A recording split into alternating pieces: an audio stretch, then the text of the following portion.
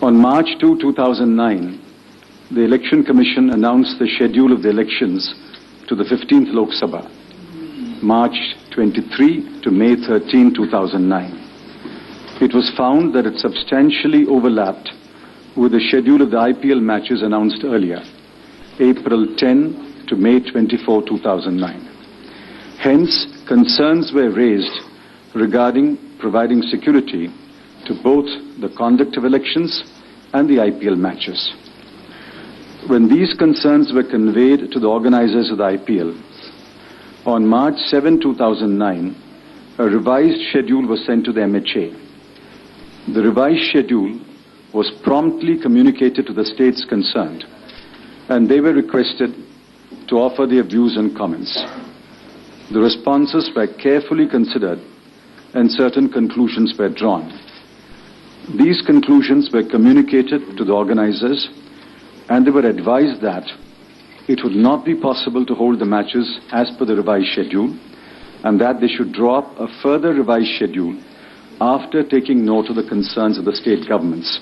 A press release was also issued on March 13, 2009. On March 17, 2009, a further revised schedule was given to the MHA with the observation, quote, "It is our understanding that the Directors General of Police of the respective states have agreed to the conduct of the IPL matches as per the schedule," unquote. On the same day, the new schedule was communicated to the states concerned, and they were requested to offer their views and comments as early as possible. As of this morning, only 3 states and 1 union territory, Andhra Pradesh, Karnataka, Punjab and Chandigarh, have given their comments in writing. A summary of the comments is attached to this statement. The other states have not yet communicated their views. Meanwhile, yesterday, BCCI and IPL are reported to have decided to conduct the matches outside India. That, of course, is a decision of the organizers, and hence I have no comment on that decision. However, I have read a number of statements on the IPL's decision which obliquely criticize the central government. These statements require an answer. Some unwarranted comments also deserve a rejoinder. Shri Shashank Manohar, President BCCI, in a statement has said that, quote, "However, because of the government's attitude that they cannot provide security, particularly by the states of Maharashtra and AP, we were forced to take a decision to move the event out of India," unquote. If he was referring to the central government, the remark is entirely unwarranted. It is contrary to the letter of March 4, 2009, wherein Shri N. Srinivasan, Secretary BCCI, said, and I quote, "We shall not ask for central paramilitary forces to provide security for matches," unquote. If Shri Manohar was referring to the state governments alone, I would like to remind him that state governments are ultimately responsible for maintaining law and order and providing security, and one has to respect the judgment made by the state governments in this behalf. Another statement has been attributed to Shri Arun Jaitley, wherein he has said that, quote, "The decision will send a negative message to the world that India is unable to hold a domestic sporting event," unquote, and that, quote, "The whole country was disturbed over the decision and non-cooperative attitude of Congress-ruled states," unquote. I know that Shri Jaitley has a penchant for exaggeration, but because he also wears the cap of the president of the DDCA, he seems to have gone overboard this time.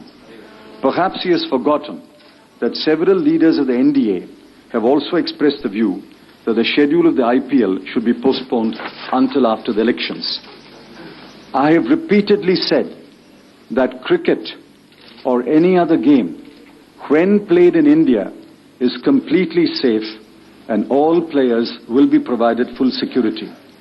The question is, when should the IPL matches be played?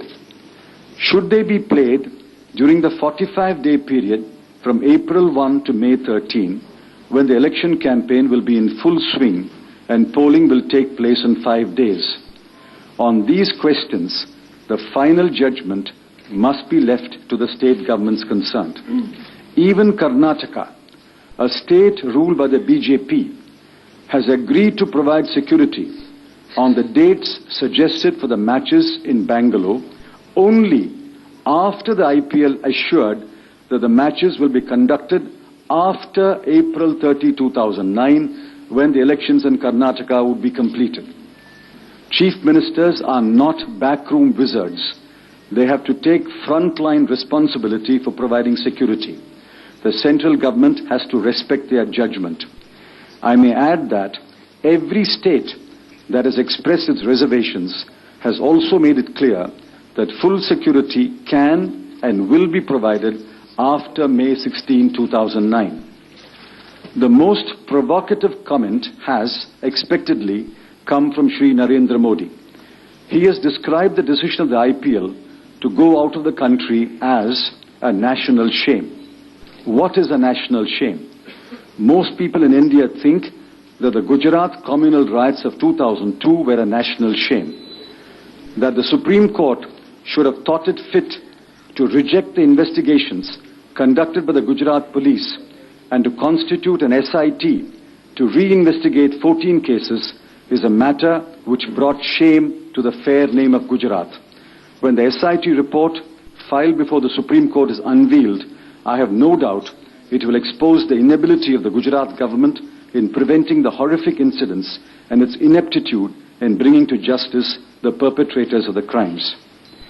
MHA had made it clear to all concerned, including the organizers of the IPL, that it would not be in a position to spare any additional central forces to the states, nor was the MHA in a position to exempt any state from the promise to place state police forces for deployment by the Election Commission.